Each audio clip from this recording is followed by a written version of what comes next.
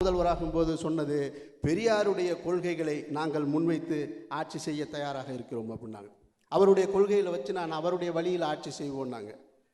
அவருக்கு பின்னாடி திமுக தலைவர் கருணாநிதி அவர்கள் அண்ணாவின் ஆட்சியை நாங்கள் தொடர்ந்து செய்வோம்னு சொன்னாங்க. எம்ஜிஆர் அவர்களும் நாங்கள் அண்ணாவின் ஆட்சியை தொடர்ந்து செய்வோம்னு சொன்னாங்க. எம்ஜிஆர் மறைந்த பிறகு மறைந்த முதல்வர் ஜெயலலிதா அவர்கள் புரட்சி தலைவர் ஆட்சியை கொண்டு வருவோம்னு சொன்னாங்க. மறைந்த முதல்வர் ஜெயலலிதா அம்மையார் மறைஞ்ச பின்னாடி இன்றைக்கு இருக்க அதிமுகவிலையும் நாங்கள் அம்மாவின் ஆட்சி கொண்டு வருவோம்னு தான் சொல்கிறாங்களே தவிர யாரும் கொள்கையை கொண்டு வருவோம்னு சொல்லவே இல்லை. நல்ல வேளை மக்களாட்சி கொண்டு வருவோம் யாரும் சொல்லலை. மக்களுக்கு அது தேவையில்லைன்னு அவங்க நினைக்கிறாங்க. சரி, எல்லோருமே ஒரு தனி மனிதனை முன்னிறுத்தியே இப்படி வாக்கு கேட்டுக்கிட்டே இருக்காங்க. இப்படி தான் ஆட்சி கட்டில் மாறி மாறி அமைந்த. சரி, என்னதான் நிகழ்ந்தது அப்படின்னு பார்த்தா, அங்கே நடந்த கொலை இங்கேயும் நடந்துச்சு, அங்கே நடந்த கொள்ளை இங்கே நடந்துச்சு, அங்கேயும் லஞ்சம் இங்கேயும் லஞ்சம், அங்கேயும் ஊழல் இங்கேயும் ஊழல், அங்கேயும் வழக்கு இங்கேயும் வழக்கு. இன்றைக்கு வரைக்கும் நாம் சுதந்திரம் பெற்று இத்தனை ஆண்டுகளாகிவிட்டது. இன்றைக்கும் நாம் சாலைகளில் கடந்து போகும்போது கண் பார்வையற்ற சகோதரர்களும் மாற்றுத்திறனாளிகளும் தங்களுடைய அடிப்படை உரிமைக்கு போராடி கொண்டிருக்கக்கூடிய அவலமான சூழலில் தான் தமிழகம் இருக்கிறது என்பதை யாரும் மறந்துவிட வேண்டும். வெறுமன தனி மனித துதி பாடல்களை மட்டுமே வச்சு முன்னேறிக்கிட்டே போயிட்டு இருக்கு. வாழ்க ஒழிக கோஷம், நீ வாழ்க நீ ஒழிக, நீ ஒழிக நீ வாழ்க, இப்படி மாற்றி மாற்றி தனி மனித துதி பாடல் எங்கே கொண்டு வந்து நிறுத்திருச்சுன்னு சொன்னால், கொஞ்சம் கொஞ்சமாக காலில் விழுகிற கலாச்சாரம் அதிகமாகி கடைசியில் வானத்தில் போகிற ஹெலிகாப்டரை பார்த்து கும்புற அளவுக்கு கொண்டு வந்து நிறுத்திடுச்சு. டயருக்கு பூ போடக்கூடிய சூழல் கொண்டு வந்து விட்டுருச்சு. அப்போ மாற்று கட்சிகள் என்பது இன்றைக்கு தமிழகத்தில் தேவையே இல்லை. எந்த வகையிலும் அது இந்த மக்களுக்கான பிரச்சனைகளை தீர்க்க போகிறதில்ல. அப்போ மாற்று சிந்தனை என்பது தான் தேவையானதாக இருக்கிறது. இன்றைக்கும் கூட ஊடகங்கள் எல்லாவற்றிலும் மக்களிடத்தில் என்ன சொல்கிறாங்கன்னா, நாங்கள் அம்மாவின் ஆட்சி கொண்டு வருவோம்னு சொல்கிறாங்க. இது ஒன்றுமே புரியாத ஒரு புதிராக இருக்கிறது. மறைந்த முதல்வர் அவர்கள் அம்மா அவர்கள் குற்றவாளி என்று நீதிமன்றம் சொல்லியிருக்கு. ஆனால் இவங்க அம்மாவோட ஆட்சி கொண்டு வருவோம்னு சொன்னாங்கன்னு சொன்னால் இந்த நாட்டை என்னவாக வைக்க போகிறீங்கன்னு எனக்கு புரியவே இல்லை. அப்போ குற்றவாளிகள் சமூகமாகவே ஆக்க போகிறீங்களா எங்களை? அப்போ இந்த தவறுகள் எல்லாம் நிகழ வேண்டும் என்று சொன்னால் மாற்று சிந்தனை தான். மாற்று சிந்தனையை நம்ம முன்வைக்காமல் மாற்று கட்சிகளால் எதையுமே சாதித்து விட முடியாது. தமிழகத்திற்கு அது தேவையும் இல்லை. சரி, மாற்று சக்தியாக வேணும், மாற்று வேணும்னா என்ன முதல்ல நினைவுக்கு வருது அப்படின்னு சொன்னால், உடனே நினைவுக்கு வர்றது இப்போ மாணவர்களும் இளைஞர்களும் தான். இவங்க தான் ஒரு பெரிய மாற்று சக்தியாக வருவாங்க அப்படின்னு ஒரு நம்பிக்கையை சமீபத்தில் ஜல்லிக்கட்டு போராட்டம் நமக்கு ஏற்படுத்தி கொடுத்துச்சு. ஆனால் அதை பொய்யாக்கும் விதமாக கொஞ்ச நாள் அந்த ஜல்லிக்கட்டு போராட்டம் முடிந்து ஒரு மாதத்துக்குள்ளேயே ஜல்லிக்கட்டு போராட்டம் மாணவர்கள் கட்சி ஆரம்பிச்சிருக்காங்க. என் தேசம் என் உரிமைன்னு ஜல்லிக்கட்டு போராட்டம் மாணவர்கள்னா யார் அவங்க? அப்போ ஜல்லிக்கட்டு போராடினவங்கள இந்த சுதந்திர போராட்டத்தில் போராடினவங்களுக்கு தியாகி பென்ஷன் கொடுக்குற மாதிரி போராடினவங்களுக்கு ஏதாவது காடு கொடுத்துருக்காங்களான்னு தெரியலை. நான் தான் ஒரிஜினலாக ஜல்லிக்கட்டுக்கு போராடினேன்னு என்னை மட்டுமே 10 பேர் வந்து பார்த்துருக்காங்க. ஏன்னா நாங்கள் தான் ஒரிஜினல், அவங்கெல்லாம் டூப்ளிகேட் அப்படின்னு. நான் அந்த போராட்ட காலத்தில் எல்லா நாளும் உட்காந்து பார்த்தவன். அங்கே நடந்த நன்மைகளும் தெரியும், தீமைகளும் எனக்கு நல்லாவே தெரியும். இதில் யார் யார் உள்ளிருந்து வேலை செஞ்சதுன்றது முதற்கொண்டு தெரியும். ஆனால் திடீர்னு வந்து சரி வரட்டும், தப்பு கிடையாது, வரலாம். ஆனால் இன்றைக்கு இருக்கக்கூடிய மாணவர்களும் இளைஞர்களும் சரியாக அரசியலையும் சமூகத்தை புரிஞ்சு வச்சுருக்காங்களா அப்படின்னு கேட்டால் அதுவும் ஒரு கேள்விக்குறியாக இருக்குது. காரணம் என்னென்னா, சமூக வலைதளத்தையும் இணையதளத்தையும் ட்விட்டரு வாட்ஸ்அப்பு எது வந்தாலும் நம்புகிறாங்க. எல்லா ஊடகங்களையுமே நம்புகிறாங்க. அதில் வர்ற செய்தி அத்தனையும் உண்மைன்னு நினைக்கிறாங்க. கடந்த மழை வெள்ளது வரும்போது நீங்கள் என்ன பண்ணீங்க? ஸ்டிக்கர் பாய்ஸ்ன்னு கேலி பண்ணீங்க. இதே ட்விட்டர் வாட்ஸ்அப்பு ஃபேஸ்புக்கு அத்தனையிலையும் ஸ்டிக்கர் பாய்ஸு, அம்மாவின் அடிமைகள், இந்த பாருங்கள் எப்படி வளைஞ்சு நின்று கும்பிட்றாங்கன்னு சொன்ன நீங்கள் எல்லாம் திடீரென்று அவரை தியாகியாக்க வேண்டியது இருக்குன்னு சொன்னால் காரணம், ஊடகங்கள் உங்கள் முன்னே ஒரு தலைவரை புகுத்துகிறது. அவங்களை கொண்டு வந்து திணிக்கிறாங்க. இவர் தான் உங்கள் அடுத்த லீடர், பார்த்துக்குங்க, இவர் தான் உங்கள் அடுத்த லீடருன்னு சொல்லி. காரணம், அவர் என்னுடைய தமிழனாக இருக்கார். எனக்கு அவர் ரொம்ப பிடிக்கும், ரொம்ப எளிமையானவர். திட்டினா கூட அமைதியாக போயிடுற ஒரு சாதாரண மனிதராக இருக்கார். அதனால் எனக்கு அவர் ரொம்ப பிடிக்குது. அப்படித்தானே நம்பிட்டாங்க. அப்படித்தான். ஆனால் அது தகுதியானதாக இருக்குமா? கொள்கை வேண்டாமா? ஒரு கொள்கை இல்லாமல் எப்படி ஒரு தலைவரை நம்ம தேர்ந்தெடுக்கிறது? நமக்கு சசிகலாமா மேலே கோபம், சசிகலா அம்மையார் மேலே கோபம்னு சொன்னால் உடனே ஓபிஎஸ்ஸை தேர்ந்தெடு. இப்படித்தான் மாற்றி மாற்றி ஒருத்தர் மேலே கோபம் ஒருத்தர் மேலே கோபமாக இந்த இத்தனை ஆண்டு காலம் இந்த தமிழகம் சீரழிந்திருக்கிறது என்பதை என் அன்பு சொந்தங்கள் மக்கள் எல்லோருமே நீங்கள் புரிஞ்சுக்கிறோம். இங்கே நடக்கிற எல்லாத்தையும், நம்ம முன்னால் நடக்கிற அனைத்தையும் சந்தேகிக்க வேண்டிய கடமை நமக்கு இருக்கு.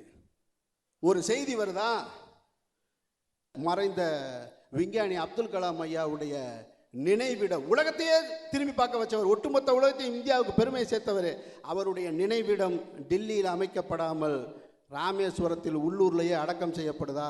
அதை முதல்ல சந்தேகிக்கணும், அதை ஆராயணும், அது ஏன் இங்கே நடக்குதுன்னு. அதே போல் அவருடைய அடக்கம் செய்யப்படும் பொழுது மும்பையில் ஒருவருக்கு தூக்கு போடப்படுதா? அதை நம்ம சந்தேகிக்கணும், இது ஏன் இந்த நேரத்தில் நடக்குதுன்னு. ஆர்கே நகர் தேர்தல் ரத்து செய்யப்படுற அதே தினத்தில் அங்கே என்னுடைய விவசாயிகள் நிர்வாணமாக நிற்கிறாங்களா? அதையும் சந்தேகப்படணும். ஒரே நேரத்தில் ஏன் ரெண்டு நடக்குதுன்னு. அங்கே சசிகலா அவர்கள் பொதுக்குழுவில் தேர்ந்தெடுக்கப்பட்ட உடனே கவர்னர் வர தாமதமாகுதா?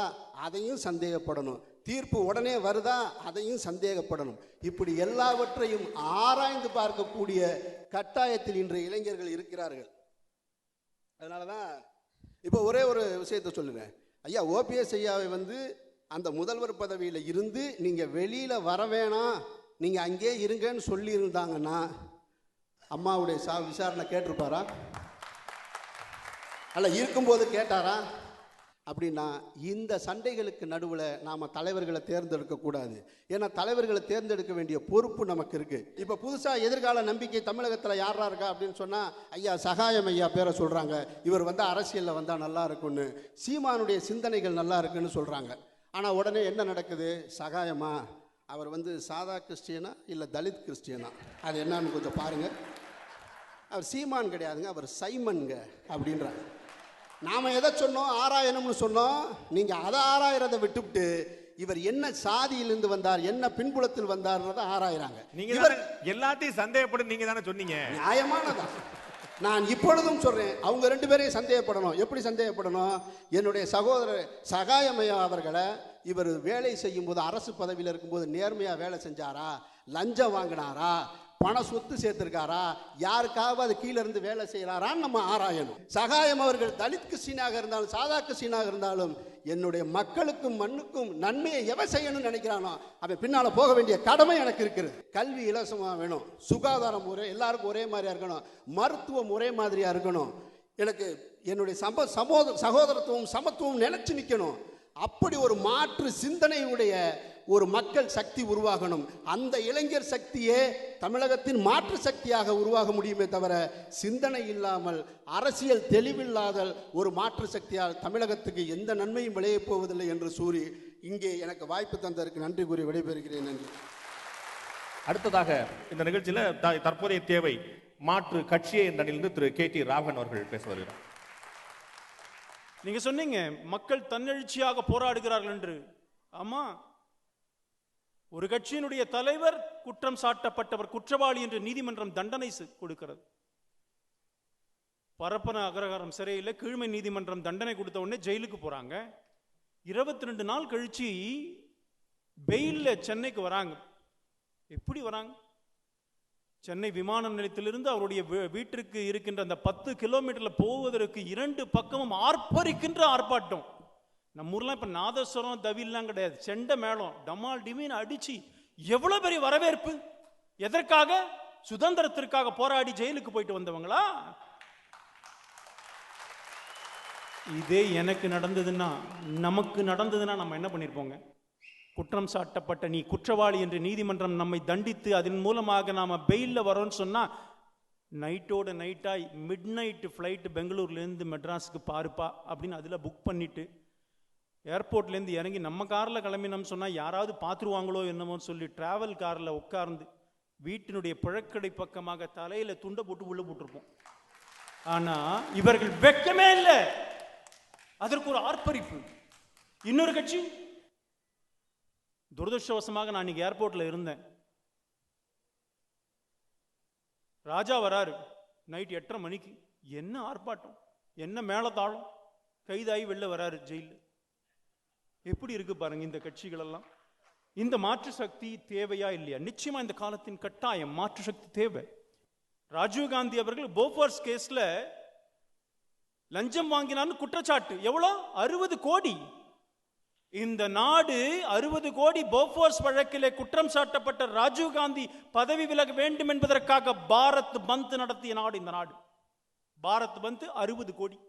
ஆனால் இன்றைக்கு 1,76,000 1,86,000 இத்தனை பெருமையை நமக்கு தமிழ்நாட்டுக்கு எப்படி இருக்கு பாருங்க. உள்ளதிலே கம்மி பங்காரு லட்சம் தான் நினைக்கிறேன். நான் ஒன்னு சொல்றேன், உள்ளதிலே கம்மி இல்ல. நீங்க தடை இந்த இடத்துல நீங்க தடை பண்ணலன்னா கூட அடுத்தது சொல்ல வந்த விஷயம் நான் உட்காந்து இதை பத்தி யோசிக்கும் பொழுதே பாண்டேங்க தடை பண்ணாம இருக்கணுமே, நம்மளை சொல்ல உடனே நினைச்சேன். நீங்க ஒரு பத்திரிகையாளர் கரெக்டா வந்தீங்க. எங்களுக்கு மீதும் குற்றச்சாட்டு வந்தது, பங்காரு எலெக்ஷன் மீது வந்தது, எடியூரப்பா மேல வந்தது, ராஜினாமா பண்ணாங்க. இன்னொன்னு சொல்றேன், ஹவாலா வழக்குல அத்வானி அவர்கள் மீது குற்றச்சாட்டு வந்த உடனே அவரை பத்திரிகையாளர் கேட்கிறாங்க, அவர் இதுல இருக்கிற டெல்லியில, குற்றம் நான் நிரூபிக்க நான் குற்றவாளி அல்ல என்று தீர்ப்பு வரும் வரை நான் எம்பியா நிக்க மாட்டேன் அப்படின்னு சொன்னாரு. பெங்கால்ல போனாரு, நான் குற்றவாளியின் தீர்ப்பு வரட்டும், அரசியலை விட்டு ஓடிடுறேன். எவ்வளவு, அதாவது எமோஷனல் பர்சன். ஒவ்வொரு மாநிலத்திலையும் ஒவ்வொரு நகரங்களையும் பத்திரிகையாளர் கேட்கும்போது அடுத்தடுத்த ஸ்டேஜ் போனார். குற்றமற்றவர் என்று சொல்லித்தானே மீண்டும் அவர் எம்பி நின்னாரு. இருக்கிறது குற்றச்சாட்டு இருக்கும் பொழுது வரும் பொழுது ராஜினாமா செய்துவிட்டு நிரூபித்து விட்டு வந்திருக்கிறோம். எங்களுக்கு அந்த ட்ராக் ரெக்கார்ட் இருக்கு. ஆனால் தந்தி தொலைக்காட்சியில உட்கார்ந்து கொண்டு ஆமாம் அங்கே ஜெயிலிலே சசிகலா தான் எங்களை வழிநடத்துவார் இந்த ஆட்சி என்று சொல்ற அளவுக்கெல்லாம் எங்களுக்கு கிடையாது. என்ன அட்ராசிட்டி, என்ன தைரியம், வெளிப்படைத்தன்மை, டிரான்ஸ்பரன்சி. அந்த நிலைமையில தமிழ்நாடு இன்றைக்கு இருக்கிறது. இந்த நிலை நிச்சயமாக மாற வேண்டும். இன்னைக்கு திராவிட முன்னேற்ற கழகமா இருந்தாலும் கூட சொல்றாங்க, எல்லாத்துக்கும் கையெழுத்து போட்டு அது மீத்தேனா இருக்கட்டும், அந்த நெடுவாசலா இருக்கட்டும், காவிரியா இருக்கட்டும், இலங்கை பிரச்சனையா இருக்கட்டும், எல்லாத்துலயும் எடுத்து பாத்தீங்கன்னா கையெழுத்தெல்லாம் முதல்ல இவங்க தான் போட்டுருவாங்க. அப்புறம் நாங்க அப்படிலாம் செய்யல. முன்னெல்லாம் கலைஞர் மேடையில பேசுவார், பேரறிஞர் அண்ணா சொன்னது போல, தந்தை பெரியார் சொன்னது போல. நமக்கு உண்மையிலே இந்த பேரறிஞர் அண்ணா என்ன சொன்னார், பெரியார் என்ன சொன்னாலும் நமக்கு தெரியாது. அண்ணா கலைஞர் சொல்றாரு அதனால அவர் சொல்லியிருப்பார் போல இருக்குன்னு. ஆனா இப்ப அப்படி இல்ல. யார் எதை சொன்னாலும் கூகுள்ல போட்டா சொன்னாரா இல்லையான்னு ரெக்கார்டோட வருது. இப்ப இவர்கள் உஷாராக இருக்கணும். ஆனா இன்னைக்கும் கூட நாங்கள் தமிழுக்காகவே அப்படின்னு பேசிட்டு இருக்கிறாங்க. மக்களை பார்த்து ரொம்ப வருத்தப்பட்டு பேசுறாரு. அப்படிலாம் இல்லை, நான் அப்படி நினைக்கல. சுதந்திர போராட்டத்தில் நான் படித்தேன். இந்திய சுதந்திர போராட்டத்திலே ரெக்கார்டட் அரெஸ்ட், கைது செய்யப்பட்டவர்கள் இந்திய சுதந்திர போராட்டத்தில் எண்ணிக்கை எவ்வளவு தெரியுமா? 99,000 பேர். 30 கோடி முகமுடையாலும் பாரதியார் பாடினார். அதுக்கப்புறம் அவர் காலத்துக்கு பிறகு ஒரு 20 வருஷம் கழிச்சு பார்த்தீங்கன்னா அட்லீஸ்ட் 40 கோடியாடு ஆயிட்டு இருக்கும் பாப்புலேஷன். ஆனால் ரெக்கார்டட் அரெஸ்ட் 99,000. அப்பனா எத்தனை பர்சன்டேஜ்? நாட் ஈவன் 0.0001 அந்த மாதிரி பர்சன்டேஜ். ஆனால் போராடினார்கள், சுதந்திரம் பெற்றோம். எண்ணிக்கை இங்க முக்கியம் இல்ல. மகாபாரதத்தில் 100 பேர் இருக்கின்ற துரியோதனன் வெற்றி பெறவில்லை. தர்மம் எங்கே இருந்ததோ அங்க 5 பேர் இருந்தாலும் அது வெற்றி பெற்றது. வருமான வரித்துறை இருந்தா போதுங்க, வருமான வரித்துறை இருந்தா போதுங்க. சுதந்திரத்திற்காக போராடியவர்கள் அவர்களெல்லாம் மனசுல விரக்தியோடு போராடல. வெற்றி பெறுவோம், என்றோ ஒரு நாள் வெற்றி பெறுவோம். அதுதான் நீங்க நம்முடைய தமிழ்நாட்டில் பார்க்கலாம், வேலுநாச்சியார் படையிலே பார்க்கலாம், குயிலி தளபதி குயிலியை பார்க்கலாம். தளபதி குயிலியோட வரலாறுலாம் எடுத்து பாருங்க. பிரிட்டிஷ் சாம்ராஜ்யம் உள்ளே வருகிறது, அங்கே ஆர்ம்ஸ் எல்லாம் ஒரு இடத்துல வச்சிருக்கிறாங்க. எப்படி காப்பாற்றுவது என்று தெரியவில்லை.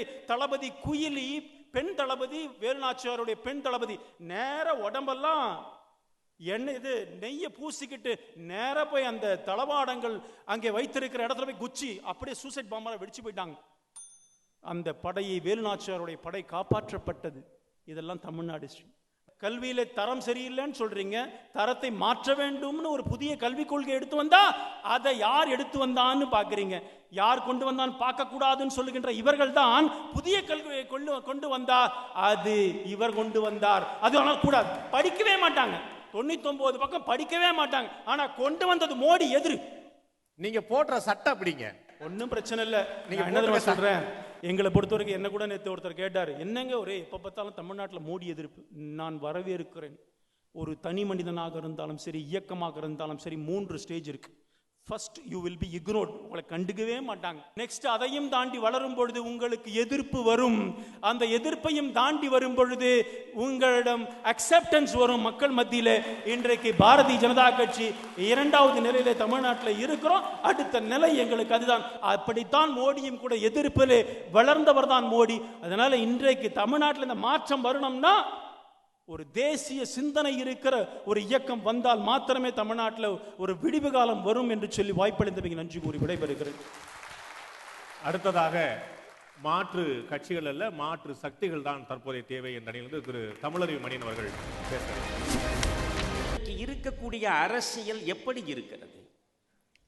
வெறுப்பு அரசியல் இருக்கிறது, ஊழல் அரசியல் இருக்கிறது, நாற்காலி அரசியல் இருக்கிறது, மக்கள் நலன் சார்ந்த அரசியல் இருக்கிறதா? நீங்கள் முடிவுக்கு வாருங்கள். காமராஜருக்கு எதிராக வெறுப்பை விதைத்துத்தானே ஆட்சியை கைப்பற்றியது திராவிட முன்னேற்ற கழகம்.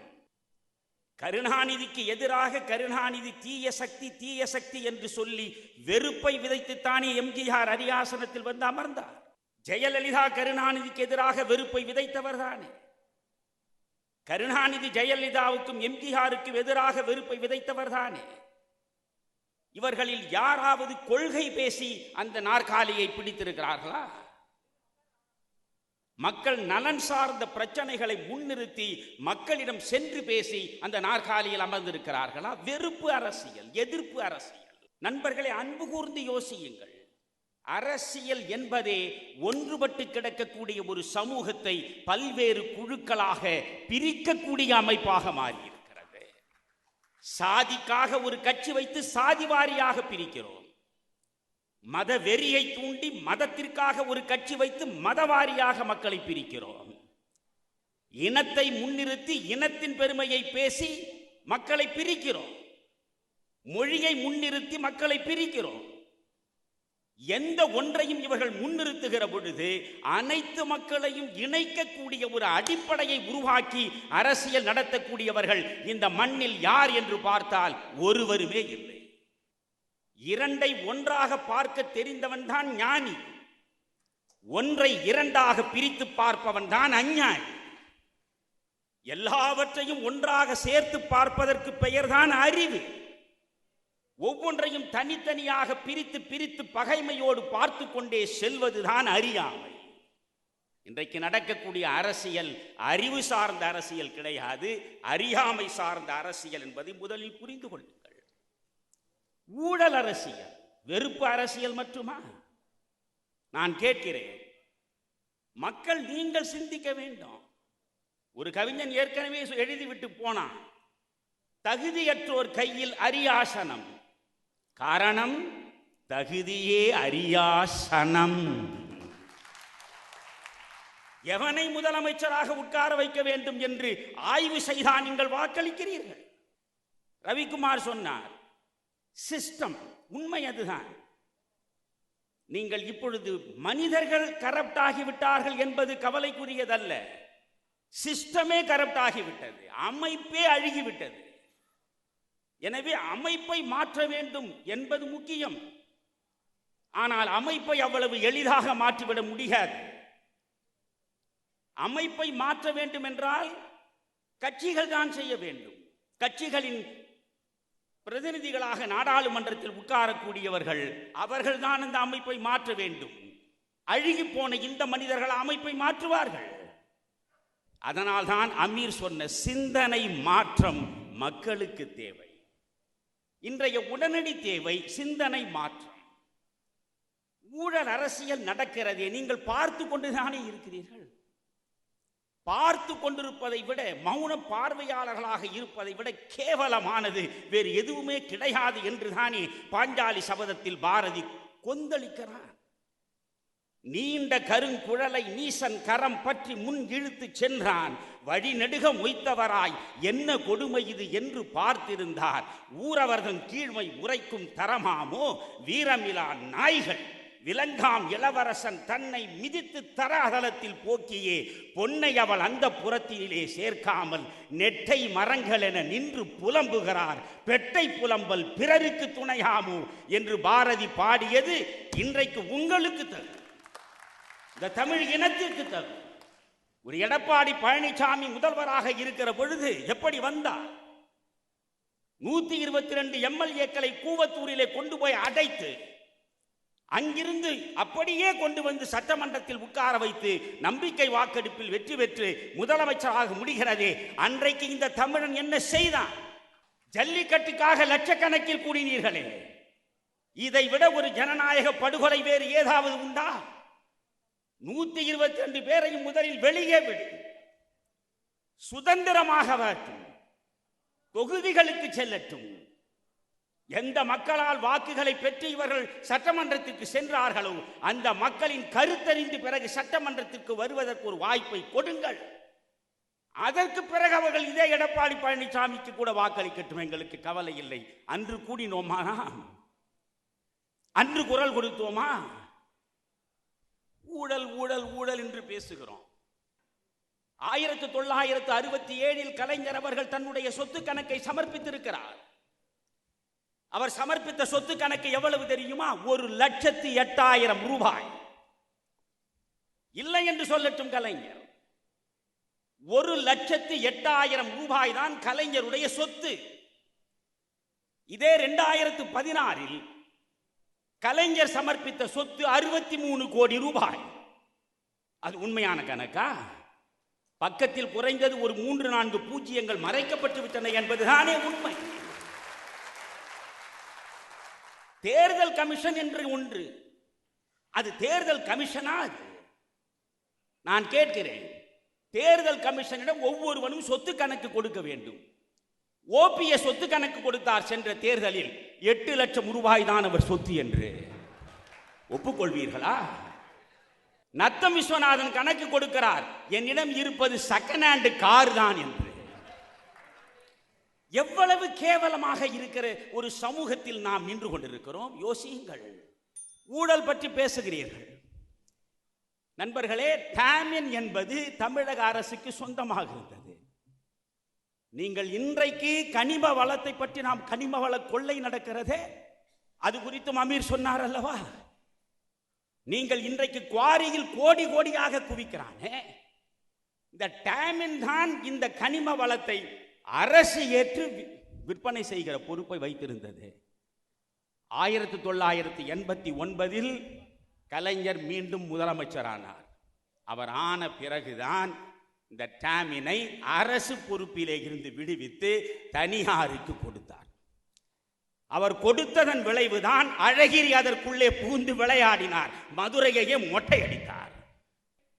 கலைஞர் ஆட்சியிலிருந்து கீழே விடுகிறார். 91 ஜெயலலிதா வருகிறார். ஜெயலலிதா வந்த பிறகுதான் இன்றைக்கு நீங்கள் சகாயம் ரிப்போர்ட் இருக்கிறதே, இந்த பிஆர்பி நிறுவனத்துக்கு அந்த சகல உரிமைகளையும் கொடுத்தது இந்த ஜெயலலிதா தான். இதில் யார் யோகியர் என்று நீங்கள் சொல்கிறீர்கள்? சொல்லுங்கள். நிறைவாக நான் சொல்கிறேன், இந்த டாஸ்மாக் இருக்கலாமா? எனக்கு இந்த மாணவர்கள் இளைஞர்கள் மீது மிகப்பெரிய கோபம் இருக்கிறது. ஜல்லிக்கட்டுக்காக புறப்படுகிறீர்கள், 10 லட்சம் பேர் மெரினா கடற்கரையில் கூடிவிட்டீர்கள். நான் கேட்கிறேன், 2009 நவம்பர் மாதம் தொடங்கி 2010 ஏப்ரல் மாதம் வரை லட்சக்கணக்கான ஈழத் தமிழர்கள் கொன்று குவிக்கப்பட்டார்களே, வானத்திலே இருந்து வீசப்பட்ட ரசாயன குண்டுகளினால் கட்டைகளாக கருகி போனார்களே. அந்த நேரத்தில் எங்கே இருந்தீர்கள்? மாணவர்களும் இளைஞர்களும் இந்த 10 லட்சம் தமிழர்களும் ஒன்றாக கூடுவதற்கு கூடினீர்களா? இன்றைக்கு நான் கேட்கிறேன், 6800 டாஸ்மாக் கடைகள், இப்பொழுது 3000 கடைகள் மூடப்படும் நிலையை உச்சநீதிமன்றம் கொண்டு வந்தது. மீதம் இருக்கிற 3000 கடைகள் இருக்கின்றனவே, இவற்றை மூடிவிட்டுத்தான் அடுத்த வேலை என்று. இன்றைக்கு விடுமுறையில் தானே மாணவர்கள் இருக்கிறார்கள். மாணவர்களுக்கு கோடை விடுமுறை தானே, புறப்படுங்களே. புறப்பட வேண்டியதானே, புறப்பட மாட்டா. ஏன்? முன்னிலேயே பாதி பேர் குடிக்கிறீர்கள்,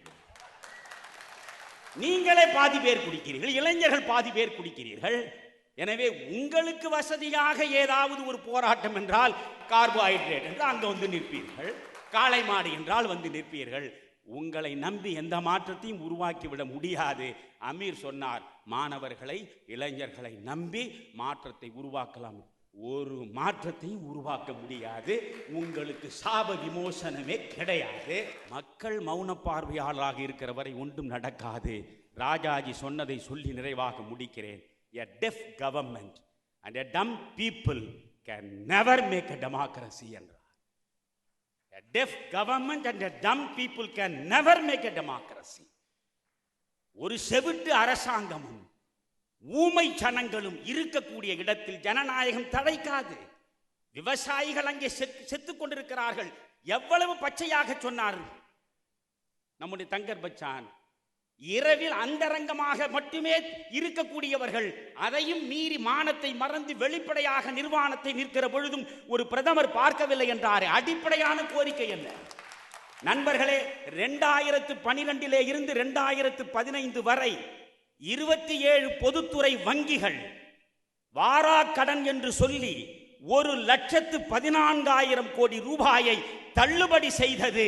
இதை ரிசர்வ் பேங்கே அறிக்கையாக கொடுத்திருக்கிறது. கொழுத்து போன மனிதர்களிடம் 1,14,000 கோடியை வசூலிக்க வக்கு இல்லாமல் வாராக்கடனை தள்ளுபடி செய்யக்கூடிய இந்த அரசு இந்த ஏழை விவசாயிகளின் பக்கம் திரும்பி பார்க்கவில்லை என்றால் இவற்றுக்கெல்லாம் நீதி எங்கே, நியாயம் எங்கே? யோசியுங்கள். வணக்கம். சின்னம் ஒரு முக்கியமான பிரச்சனை என்று திரு தங்கர் பச்சான் அவர்கள் ஒரு பேட்டியில் குறிப்பிட்டிருந்தார். ரெட்டலையோ உதயசூரியனோ தோற்றது இல்லையா? ரெட்டலை, இரட்டை இலை அந்த கட்சியுடைய பொதுச் செயலாளர் ஜெயலலிதாவே தோற்கடித்திருக்கிறது. உதயசூரியன் சின்னம் தமிழகத்துல ஒரு இடத்துல கூட இல்லாம ஒட்டுமொத்தமா 2 இடத்துல மட்டுமே இருந்திருக்குது. அந்த சின்னங்கள் தோற்கடிக்கப்படவில்லையா? மக்கள் நினைத்தால் மாற்று வேண்டும் நினைத்தால் மாற்றி காட்டியிருக்கிறார்கள் பலமுறை.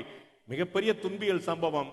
மாற்றம் நாங்கள் என்று முன்பவர்கள் எல்லாம் மீண்டும் அவர்கள் இன்னொரு கட்சியோட கூட்டணிக்கே போய்விடுகிறார்கள். இதே பிரதான கட்சியோட கூட்டணிக்கே போய்விடுகிறார்கள். அப்பாவி பொதுமக்கள் எத்தனை பேர் நம்புவார்கள்? தேமுதிகவை எதிர்பார்த்தார்கள், மறுமலர்ச்சி திராவிட முன்னேற்ற கழகத்தை எதிர்பார்த்தார்கள், ரஜினிகாந்தை எதிர்பார்த்தார்கள், பாஜகவை எதிர்பார்த்தார்கள், விடுதலை சிறுத்தைகள் எதிர்பார்த்தார்கள், எல்லாரையும் எதிர்பார்த்தார்கள்.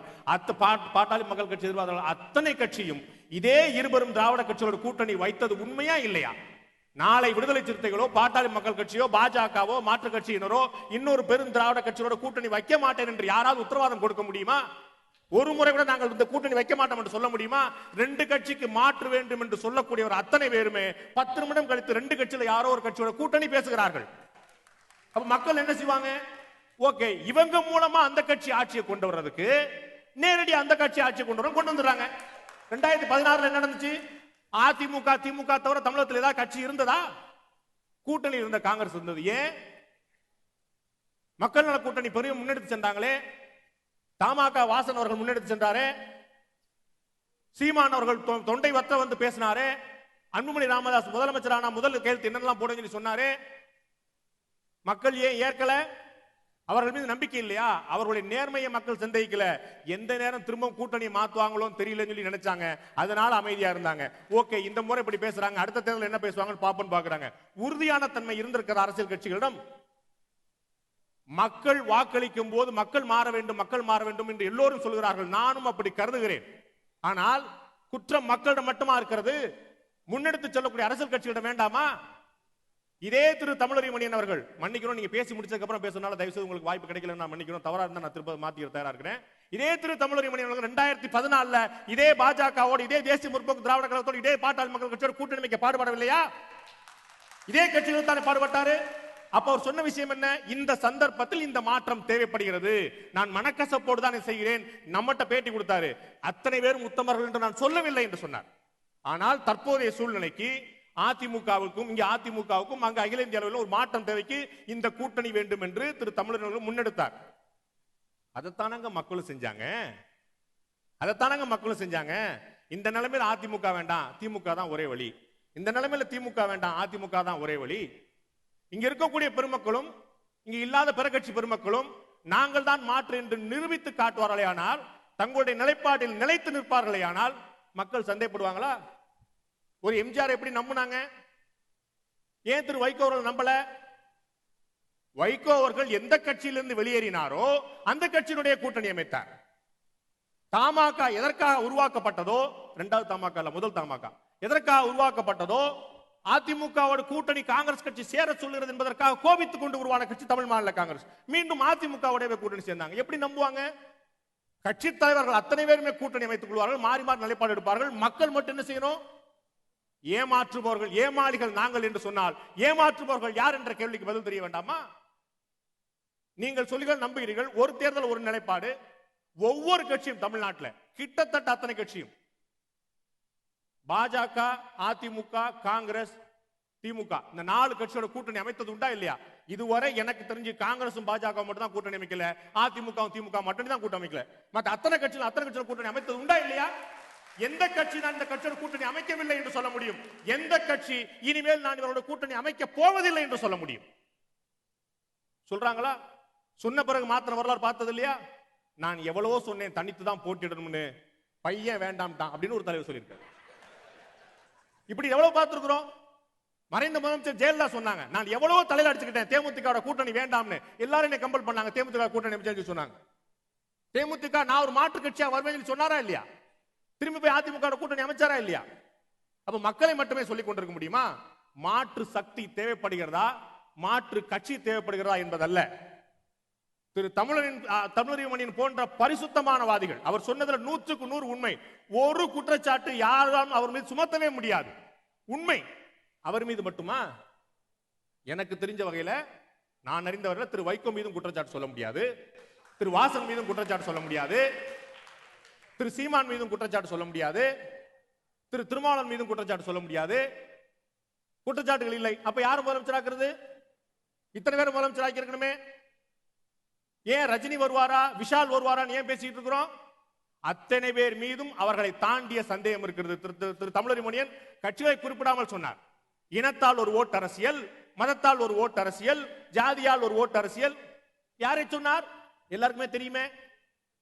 அவர் பேர் சொல்லாட்டாலும் நமக்கு தெரியும், அவர் பேர் சொல்லாமல் நமக்கும் புரிஞ்சுக்கிட்டு தெரியும்.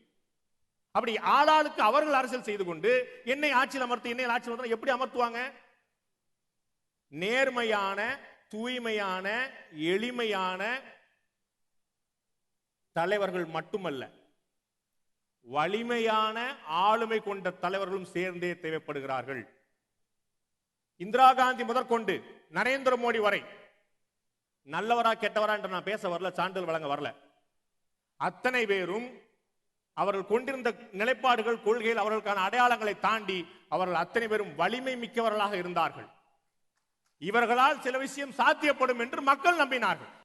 அதன் பிறகு ஒற்றை மனிதர் இந்தியா முழுக்க சுற்றுப்பயணம் மேற்கொண்டு ஆட்சியை மாற்றினாரா இல்லையா? அவர் நல்லவரா கெட்டவராங்கிறத கேள்வி இல்லை, அவர் வலிமை மிக்கவராக பார்க்கப்படுகிறார். இந்த மனிதரால் செய்ய முடியும் என்று நம்புகிறார்கள். இந்திரா காந்தியிலிருந்து, நரேந்திர மோடியிலிருந்து, எம்ஜிஆர்ல இருந்து, கலைஞர்ல இருந்து யாரை மக்கள் எளிமை, நேர்மை, தூய்மை எல்லாம் தாண்டி வலிமை, ஆளுமை என்று பார்க்கிறார்கள்? நல்லா யோசித்து பாருங்க. இந்த முதலமைச்சர் ஜெயலலிதா மறைகிற வரைக்கும் அவரை பற்றி விமர்சனங்கள் தமிழகத்தில் எவ்வளவு இருந்துச்சு? இறந்த உடனே ஆளுமை மிக்க தலைவர் ஆள் இல்லை அப்படின்ட்டாங்க. நேற்று வரைக்கும் எப்படி சுயநலமா இருந்தது, இன்று எப்படி ஆளுமையாக மாறியது? இதே தமிழகம் தானே சொன்னது. அப்ப அரசியல் கட்சிகள் அவர்களுக்குள் அத்தனையுமே செய்கிறார்கள். சாமானிய மனிதர்களை பார்த்து மாறி மாறி குற்றம், நீங்க சரியில்லை, நீங்க சரியில்லை, நீங்க சரியில்லை. உண்மைதான், சாமானிய மனிதன் சரியில்லை. ஏனென்றால் அவனுக்கு சரியான தலைவன் கண்ணுக்கு தெரியவில்லை. அப்பழுக்கற்ற தலைவராக இருக்கக்கூடியவர்கள் வலிமையான தலைவராக இருப்பதில்லை. வலிமையான தலைவர்கள் அப்பழுக்கற்ற தலைவராக இருப்பதில்லை. நம்ம எந்த பக்கம் முடிவெடுக்கிறது? இவங்க என்ன செய்வாங்களோ தெரியல நினைக்கிறான், இருக்குது பரவாயில்ல நினைக்கிறான். மாற்று சக்தி தேவையா, மாற்று கட்சி தேவையா என்பது உங்களிடம் இருக்கிறது. மாற்று சக்தியாகவும் மாற்று கட்சியாகவும் தங்களை மாற்றிக்கொள்வது இந்த அரசியல் பிரமுகர்கள் மத்தியில் இருக்கிறது. அவர்கள் என்ன செய்ய போறார்கள், நீங்கள் என்ன செய்ய போறார்கள் பொறுத்து வந்து பார்ப்போம். இந்த நிகழ்ச்சியில் கலந்து கொண்டு அத்தனை பேருக்கும் நன்றி, வணக்கம்.